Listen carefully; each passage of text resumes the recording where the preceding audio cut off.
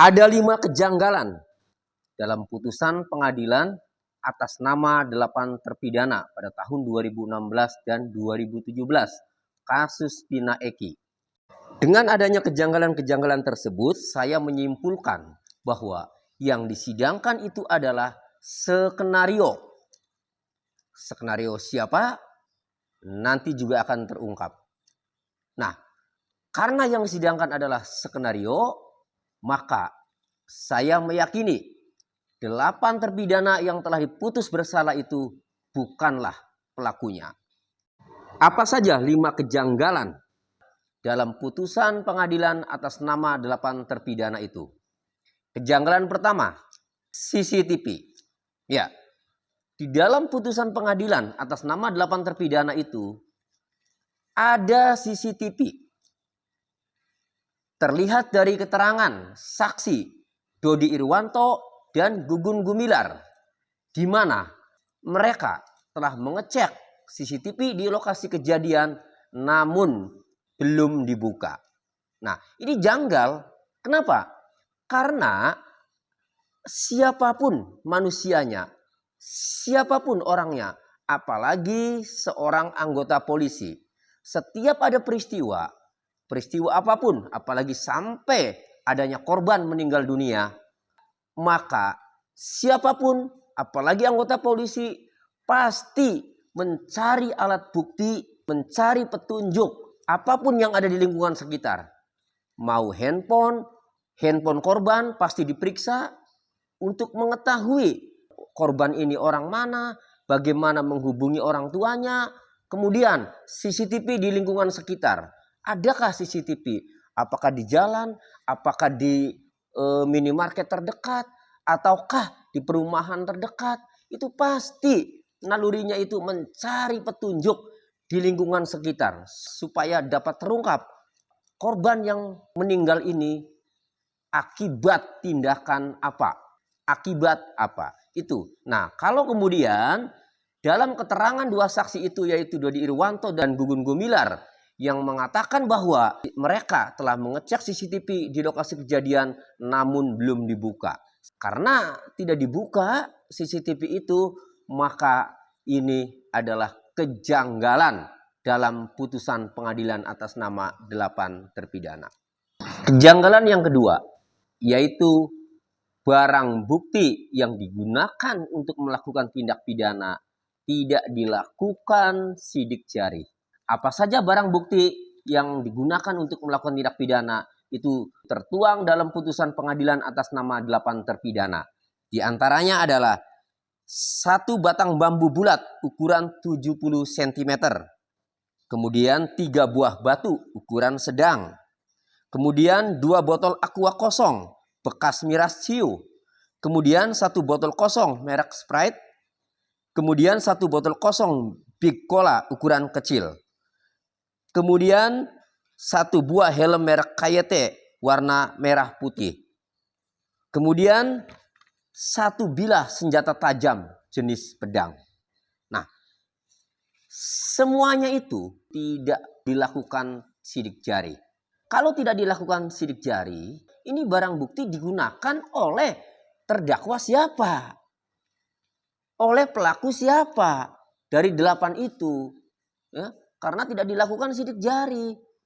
Tapi anehnya, ya, meski tidak dilakukan sidik jari, hakim tetap saja barang bukti itu dianggap sebagai barang yang digunakan untuk melakukan tindak pidana dan membuat 8 orang itu dihukum atau divonis bersalah. Dengan tidak dilakukan sidik jari terhadap barang bukti yang diduga untuk melakukan tindak pidana, ini merupakan kejanggalan.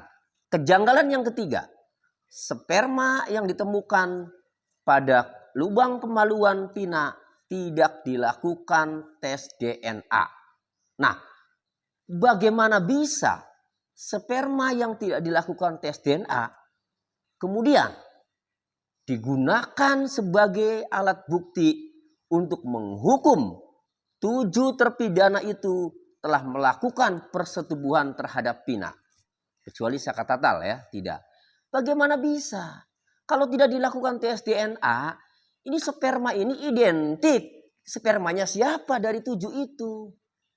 Ini dipukul rata 7-7-nya itu. Dalam putusan pengadilan dianggap melakukan persetubuhan terhadap Vina. Bayangkan, satu sperma untuk menghukum 7 terpidana melakukan persetubuhan terhadap Vina. Ini suatu kejanggalan. Ya. Kemudian yang keempat, barang bukti berupa 6 handphone yang tertuang dalam putusan pengadilan ini tidak pernah dibuka isinya. Tidak pernah dibuka percakapannya. Tidak pernah dibuka media sosialnya. Tidak pernah dibuka BBM-nya. Saat itu masih menggunakan BBM.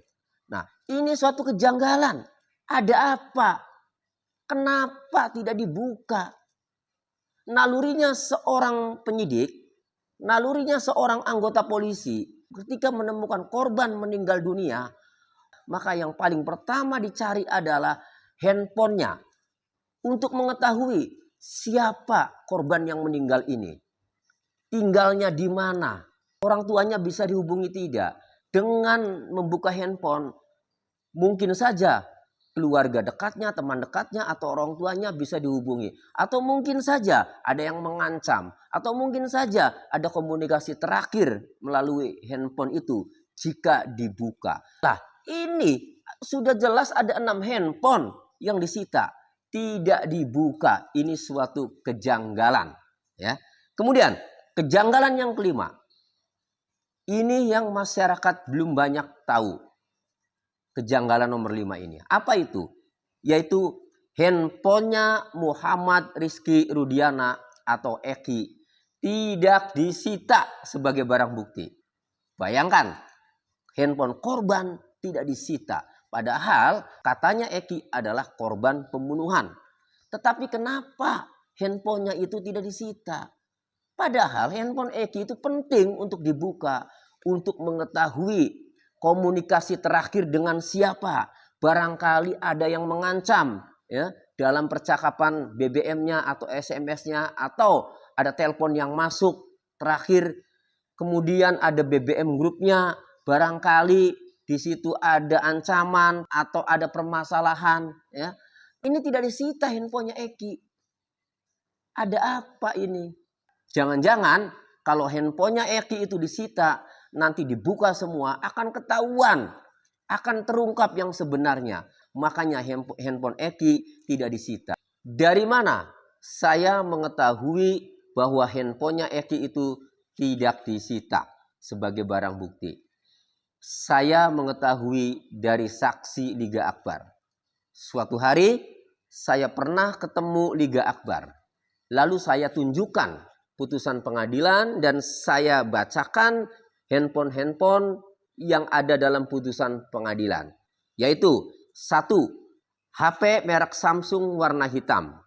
Kemudian 2. HP merek Nokia warna abu-abu biru.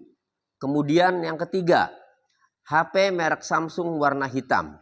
Kemudian yang keempat, HP merek Samsung warna putih. Kemudian yang kelima, HP merek Nokia warna hitam abu-abu. Dan yang keenam, HP merek Samsung Galaxy 5 model SM G313HZ warna putih. Nah, ketika saya bacakan handphone ini di depan Liga Akbar, lalu saya tanya, Liga Akbar, ada tidak handphonenya Eki? Tidak ada, Pak. Handphone Eki merek apa? Merek Oppo. Memang tidak ada handphone merek Oppo dalam putusan pengadilan ini. Berarti jelas handphonenya Eki tidak disita. Kan janggal. Ya. Handphone korban seharusnya alat bukti yang paling menentukan untuk mengetahui komunikasi terakhir dengan siapa. Barangkali ada yang mengancam siapa. Kemudian dibuka medsosnya, dibuka BBM-nya. Nah, kan harusnya handphone Eki ini dibuka untuk mengetahui siapa kira-kira ya, pelaku pembunuhan dan apa motifnya. Ini bisa dilihat dari handphone. Ini tidak dibuka. Makanya ini merupakan kejanggalan yang kelima. Nah, Dari semua kejanggalan itu, ya, maka saya menilai yang disidangkan ini adalah skenario. Kalau yang disidangkan skenario, berarti saya meyakini 8 orang yang telah diputus bersalah, 8 orang yang telah divonis bersalah itu bukanlah pelakunya, tidak berada di TKP. Nah, sehingga layak mereka itu berjuang mati-matian, ya, untuk mencari keadilan, berjuang untuk mencari keadilan. Di antaranya Saka Tatal telah mengajukan peninjauan kembali. Kemudian 7 terpidana juga akan mengajukan peninjauan kembali untuk memperjuangkan keadilan. Nah, lalu siapa yang harus bertanggung jawab atas janggalnya penyidikan kasus Pina Eki pada tahun 2016, di mana terdapat 5 kejanggalan, namun 8 orang itu divonis bersalah.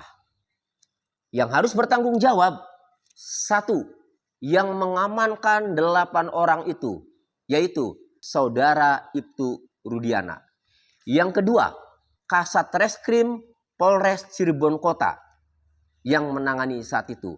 Kemudian yang ketiga, Kapolres Cirebon Kota saat itu. Kemudian yang keempat, Kasubdit Reskrim Polda Jawa Barat saat itu tahun 2016.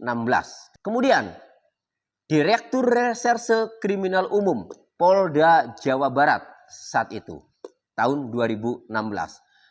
Mereka inilah yang harus bertanggung jawab. Jadi Mabes Polri, tim khusus yang dibentuk oleh Kapolri, harus memeriksa nama-nama tadi untuk dimintai keterangan, untuk dimintai pertanggungjawaban. Kenapa ada kejanggalan-kejanggalan seperti yang tadi saya jelaskan? Kemudian, selain penyidik Polri, penuntut umum yang dengan mudahnya banyak sekali alat bukti yang tidak scientific evidence, ya. Alat bukti itu tidak mengarah kepada 8 orang, ya. CCTV tidak dibuka, sidik jari tidak dilakukan, tes DNA tidak dilakukan, handphone tidak dibuka, infonya tidak dipertanyakan oleh penuntut umum, namun penuntut umum tetap menyatakan lengkap berkas itu dan kemudian menyidangkan dan kemudian menuntut, ya, sampai 8 orang itu divonis penjara, yang 7 seumur hidup, yang 1 8 tahun. Nah, berarti penuntut umum saat itu juga harus bertanggung jawab dan Jaksa Agung harus mengeksaminasi penuntut umum yang melakukan penuntutan terhadap 8 terpidana pada tahun 2016 lalu. Kemudian yang ketiga, siapa lagi yang harus bertanggung jawab selain penyidik Polri, penuntut umum, yaitu hakim yang mengadili perkara Pina Eki tahun 2016-2017 itu. Hakim yang mengadili dan memutus 8 terpidana itu harus diperiksa. Badan Pengawasan pada Mahkamah Agung, Komisi Yudisial harus memeriksa hakim-hakim yang telah memutus bersalah, padahal alat buktinya tidak ada yang saintifik, tidak ada yang mengarah kepada 8 terpidana itu. Namun hakim-hakim itu tetap memutus bersalah, yang 7 seumur hidup, yang 1 8 tahun.